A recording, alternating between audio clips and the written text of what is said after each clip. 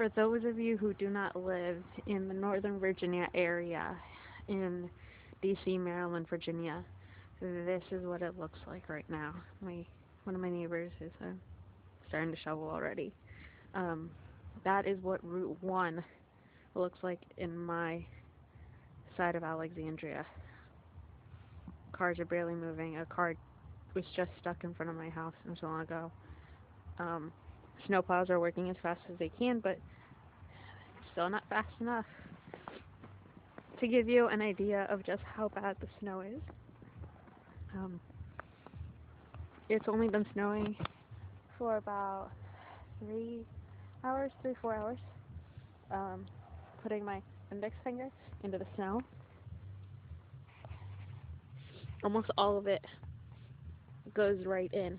I don't want it to get frost. Um, but yeah, like an inch and a half of snow already. And if you can see the lights behind me, it's still coming down super, super hard. I'm really missing Long Beach right now. But hopefully everyone who does live in this area gets home safely. And for those of you who don't live here, be thankful.